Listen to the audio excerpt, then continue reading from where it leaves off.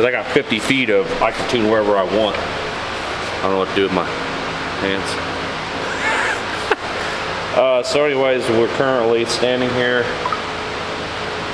Oh, of course, first thing we need is PMU. Sorry, you gotta plug different things. Did you wrap this cable around stuff? If you did, I'm gonna punch you. I didn't try to. It may have accidentally got that way. I'm gonna punch you in the dick. Lucky for you, I don't need that cable because I have this cable. Like literally your main battery cables ran right through the middle of it. Oh.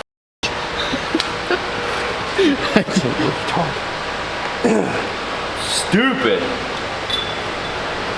What a dumbass. Freaking idiot. So stupid. Gosh. I should video you, video me. Video you. Okay, video anyway, so back to what we were talking about. Andre is currently working on getting stuff sent into the, oh, now he's calling me.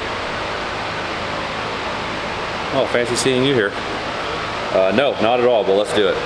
So, and that's why I said so we put have an inline battery disconnect that comes up from the back to a switch, and then the switch goes to the battery, so if something were to happen or we want to kill power and not have to go to the back of the truck every time, we just have a toggle that's mounted below the seat that we can just reach down with the driver and flip it. Yeah, that's definitely the way to go there. Because if that light turns like orange, I think, or red, that means it's connected to the computer. Okay. Yeah, because you're talking, so we do have an error light on the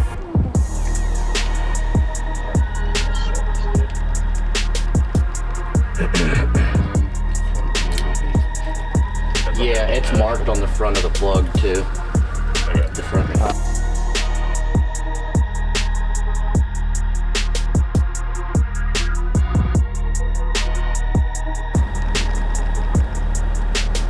Maybe it's possible that his cable on circuits got flip-flopped, so Yeah, instead of that's what happened. Is that what happened? Yep. Okay, he says they're flip-flopped, so.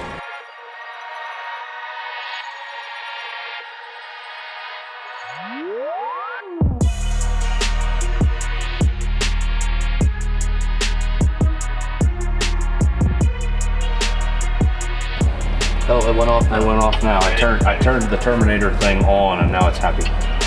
Yep, fucking awesome. Magic. We just have a green light blinking. Hey, it says connected, so that's good. Hey, Nice. all right.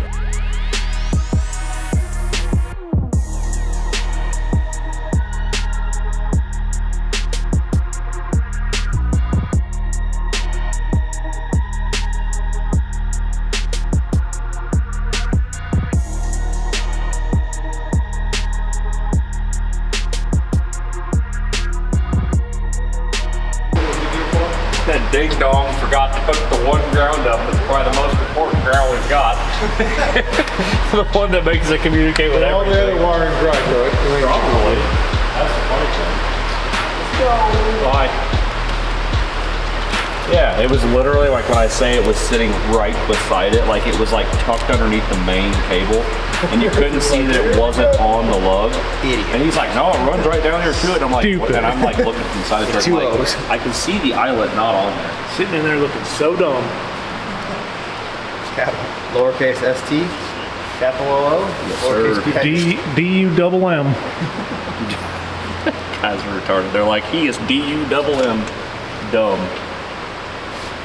Up, Aaron. They put the ground on the ground.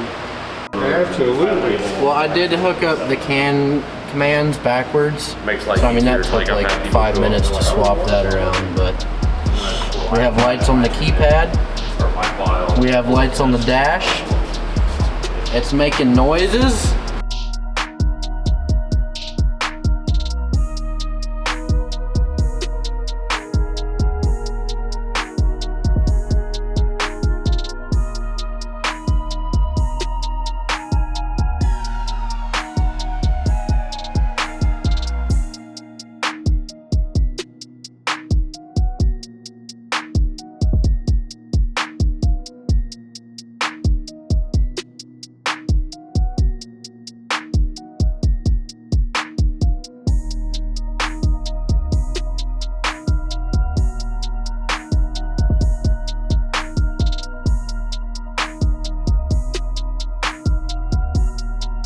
Man, what if we got sponsored by Nerds?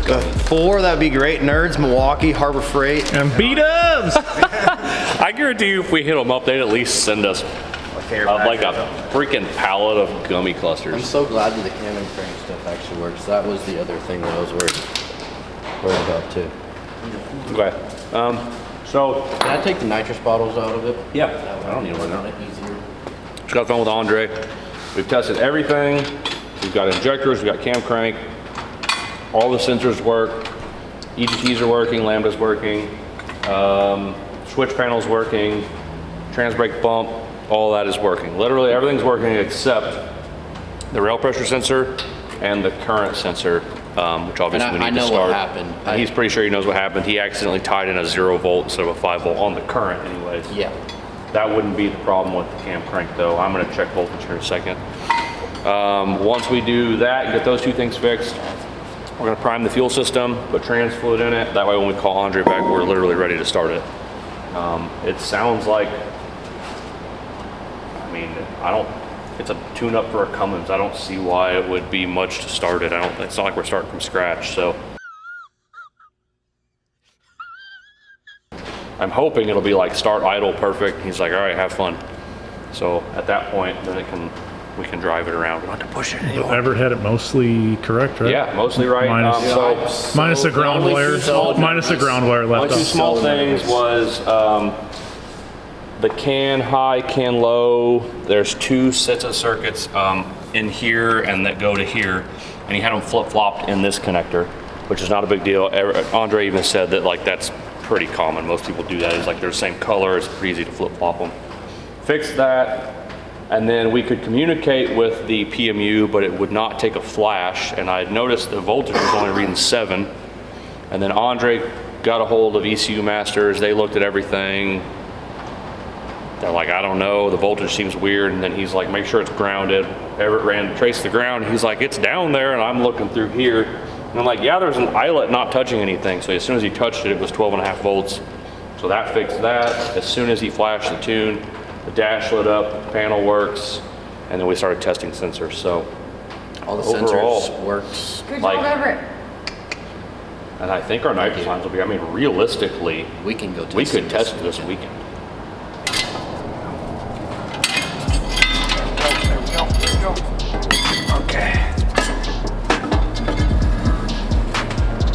Okay. The funny part will be this when I come flip it over out here. We're gonna get the Yeah, Paul, so oh man, bud. why is your fuel filter so big? Well, I want my fuel to be cool. So I ran it through a cooler so that my fuel would be cooler. Before it goes into the combustion chamber and gets real hot. You guys are all real funny, aren't you? Now, you're such a good mechanic, Paul. Wiring Comes out of his office one time. That's everything up.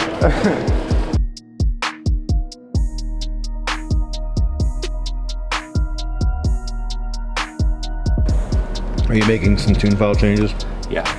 Just the timing? Yeah, just, we talked to Philip. So Andre, it's after hours by about an hour and 15 minutes for Andre. And he is, A little busy. he's hanging out with the family. yeah, he's just at home. I don't think anybody is more excited than that kid. I have been working on this fucking thing thinking I f***ed something up all afternoon just to find out we had 2 bad sensors. Like, do we honestly think we're ready to crank? I Is there anything we need to do? don't think so. We got the rails. I plugged in the FCAs. We got engine oil? We have engine oil. We have trans fluid. Torque converter's tight. Trans is tight. Let me We got see. diesel not going into the intercooler. God, I'm so fucking nervous right now. Just wait till you go to make your first test pass. You will also be pretty nervous. They do make a fun noise when you unplug them. Right, Everett? What? I'm not paying attention. I'm so fucking nervous. That's why I'm asking all the questions. I'm in the view of me last year at UCC. I can't see you very well. When I had my hand over my face, like, what the did I get myself into? Okay, so what I'm trying to do, Eric, just if you can take a minute, calm your tits. We didn't build the engine, so the engine should be good. We put fluid in the engine, correct? Yes. We have fuel in the tank. Yes. We have resolved the intercooler fuel issue. We have fuel pressure, it is primed. Yes. The transmission is connected and it has 2.5 gallons of fluid, correct? Correct. Everything from the transmission to the back of the truck is bolted up and tight, even though we're going to be spinning it, correct? Yes. I mean, I never took that At this apart. point, I don't see any reason why we can't start it. So if you would like to do a ignition off crank, and let's see if we get oil pressure with cranking. And if it sounds bad, let off. Okay. We need to put the jump pack on, Mitchell. At this point, I think we can all agree that we can at least crank it. Let's make sure we get oil pressure. I have oil pressure on the screen. I don't know if it's correct. Okay, is it reading? Yeah, Yeah, 0. mine's in KPA, but that's fine. I guess hit the starter and let's see what happens. Ready? Sure.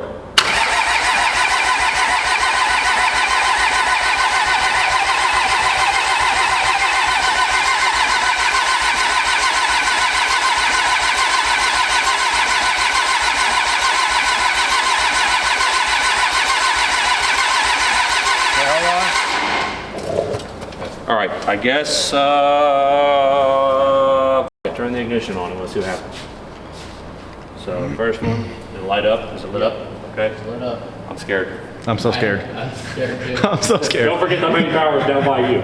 So maybe I'll video and you don't video. On the starter and Yeah. one hand on the main power. Ready? No, but go.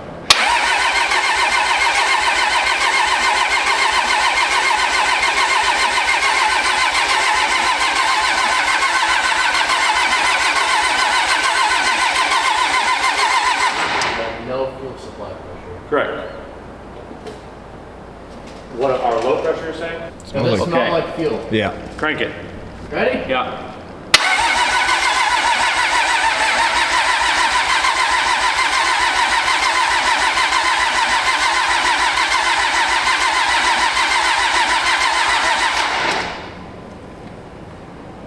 We have rail. That was it. It spiked to like 17,000 or so, and then it's been hanging out at like 10. And we have smokings. Yeah, my engine, I don't care. I'm gonna some ether and give it a little bit and see if it hits at least. Whatever you want to do. Get the old ether bunny. Oh no, what you ether and didn't live off of it. Yeah, hear me out. We did that on Mitchell's truck. It's fine. Yeah, we did it on my truck, and it turned out to be that Paul had the race truck engine file in it for this truck with dual pumps and not single pumps. Oh, we sprayed the fuck out of that engine. Yeah. And then guess what starts every time? Yeah, you hit the key and it's whoop, like instantly. Yep. I mean, if it's a little cold, it cranks a little. But it's not starting, so we're gonna see if we can encourage it. All right. No, but okay.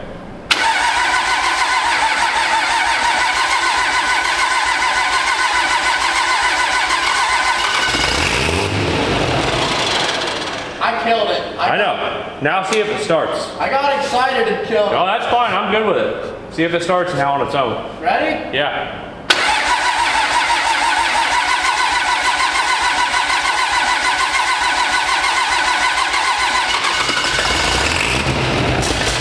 Is that you again? Nope. I let it go. Okay, so let's do it one more time and I'll keep it running for a second. Go ahead. Ready? Yep.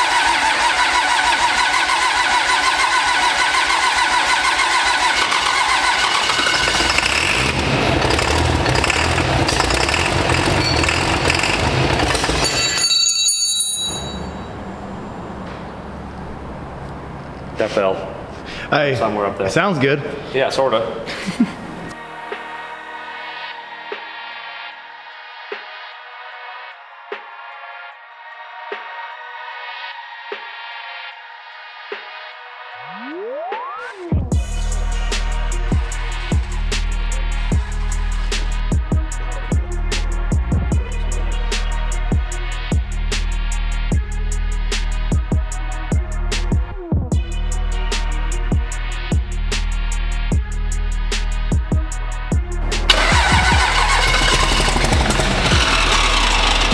going in the right direction. Like, hold on. He's got to be right. Something's wrong with the initialization table because I shouldn't have to have this much in there.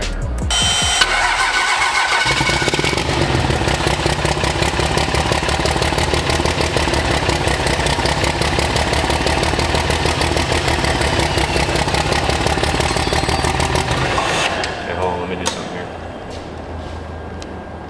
All right, so we just got to mount Mitch to the front. Yeah, give me a seat up here, baby. Permanently sit on the front of the truck. No big deal. That way we can go down the track at 480. I'll get us to First Street Weight.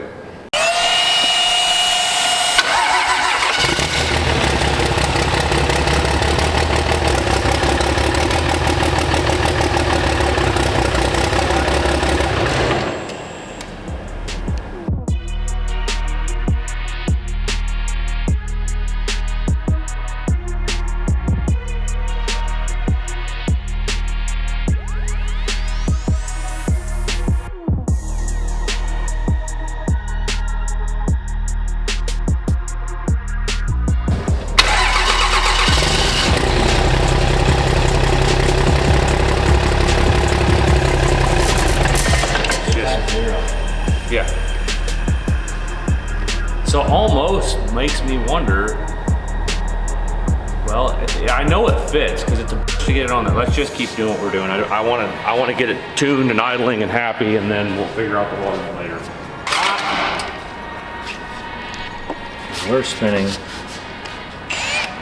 We're spinning it this way. Spin, hit, just bump it again. Spinning the bump the wrong way. It's spinning the fucking Waterman the wrong way.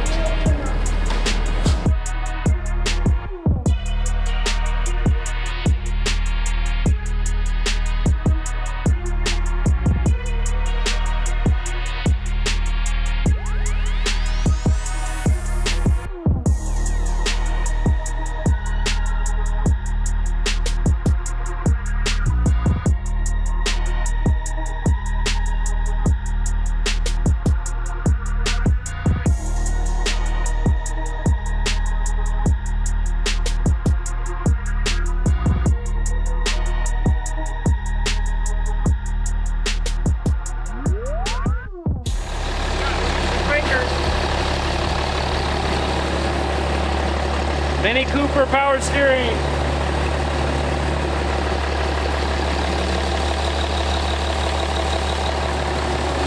Fancy. There we go. Okay, so update. There was a point when we had some fuel coming out of the intercooler, and so if Everett wants to come up here, we have this lovely distribution block from Low Dollar Motorsports. Looks great, right? You're like, okay, 5 sensors. False, can't do that, because this port, these two ports, and the two on the back are all the same, and they do that for like a gas application. And we could use it too, we just aren't currently. We'll probably do that when we put a MAC valve in to control the gates or something. But basically, your boost reference comes in, and then you can have 1, 2, 3, 4 different boost references out. So like if we wanted fuel pressure to ramp up as boost came in, we could tie it into the regulator, and then as boost comes up, fuel pressure would go up. Or like on a gas application, they would want to pull a vacuum for something. That would be what that's for. I completely forgot about that when I plumbed it, and so we turned the fuel, or we start spinning the fuel pump. We're not getting pressure, but like we definitely got fuel moving. It's going in the tank. We're like, all right, cool. It's, you know, we're getting ready to start it. And I didn't have the nitrous fittings in the intercooler, and somebody's like, what do you got coming out of your intercooler? So anyways, it's kind of funny. So we drained the intercooler and cleaned it out. Fixed the sensors, that problem went away. And then from there, you have seen or will see that we were trying to figure out why fuel pressure was 0. In fact, it wasn't 0, it was negative 5 PSI. It was actually making a vacuum. And the reason for that was the Waterman's not spinning the wrong way. The inlet and the outlet ports, you can flip them around to make, basically, depending on which way it's spinning. And the way they shipped it to us, the ports were the wrong way. So we took a little bit of time to figure that out, and in the meantime, before we figured it out and switched the fittings, we were just running it with a drill to have some fuel pressure. So all of that's lined out, all of that's good. Since you guys last saw it, we've got it idling, free revving nice. We've done spool ups. And I'll throw some videos of spool ups in Yep, here. and we'll have video of the spool up.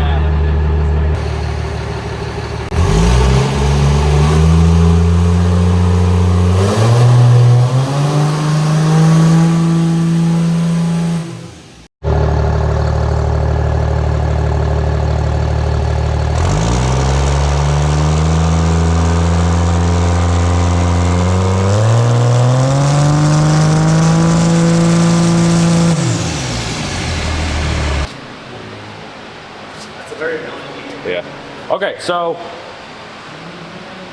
we're a couple days in now. Basically, we started on it Friday evening, and I think we had ended the day Friday with it starting. It wasn't running great, but it was running, and I was just trying to figure some stuff out. Didn't do much over the weekend, came back in Monday and spent Monday most of the day getting everything dialed in and Free revving. free rev. So, you know, we were having rail pressure following issues where it was overshoot, undershoot. It was like the exact opposite. When we would command rail, it would be low, and then when we didn't want rail, when it was coming back down from that free rev, rail would go up. We made some changes to the PID loop stuff, as well as adjusted the feed forward control for the pumps. So we've got all of that happy. Everything's working great. It's running smooth. It's running smooth. And so what we ended up doing to get it started, I'm not sure if we touched on it, but basically it wouldn't start. Our injectors are from Exergy. Exergy's injectors run great with Pilot on.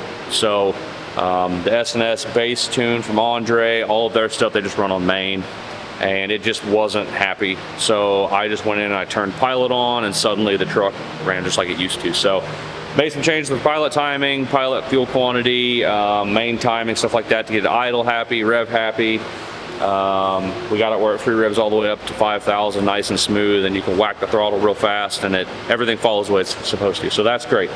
And then we moved on to trans brake, spool up stuff, and pretty much fixing all of the free rev stuff and Pilot and everything. I mean, we didn't really make a lot of changes other than the amount of nitrous going in, the amount of time that was going in, the lambda table. I mean, some stuff that's to be expected, but I mean, right out of the box, it went to the 3,150 RPM limiter like that. Like it was the second go around. Like Yeah. the first time you kind of eased into Yeah, I it. eased into it just to make sure it wasn't going to do anything weird, act completely normal. So at this point now, I mean, when I say everything works, power steering pump comes on now. We just finished that. All of the nitrous solenoids are labeled correctly, wired correctly, purge works, spool works. We just put our lines on. Fuel tank brackets. That puppy ain't going nowhere. So we got an upper bracket and then we've got a backside bracket. I made everything where it can come off, so if we ever want to work on the truck, we're not fighting brackets that are poking us and stuff the whole time. That was something we had with the last setup. Again, every time we do this truck, we learn and we make changes and we make it better, which is actually why Mitchell's truck is the way it is, because I took all of my stupid mistakes over the last 4 years and then we built one from the ground up how we wanted it. And so his is good, and now this one is finally where I want it. We got the bottle heaters working. That was a problem we had, and something just wasn't set right in the Motec. Fixed that. We got our blowdown tubes done. Ever can get some shots of that. Basically, instead of having like a hard tube or something, because the bottles are in the cab, we bought a -8 bulkhead, and then we just did AN lines down through the floor. So we cleaned that up a lot.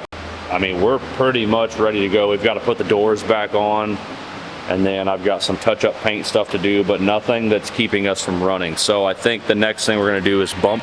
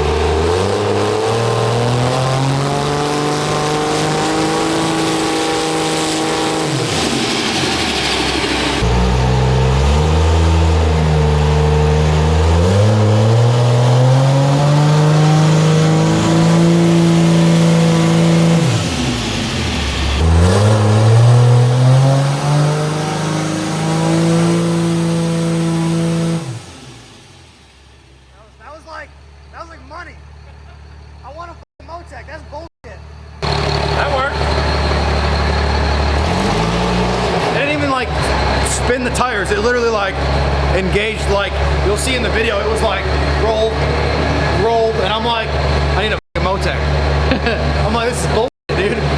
You're over here fighting with the Davis, and we're here just like 2 clicks up and I'll f*** up my bump for the next year to save myself $16,000 or $20,000, whatever the heck it costs.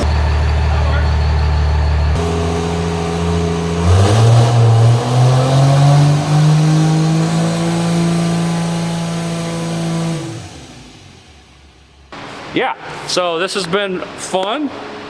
I have actually enjoyed everything about this. We have not stressed about it. No, honestly, I haven't stressed much about it. I've had a few questions for Andre, been fairly hands-off. I think Andre probably has enjoyed that.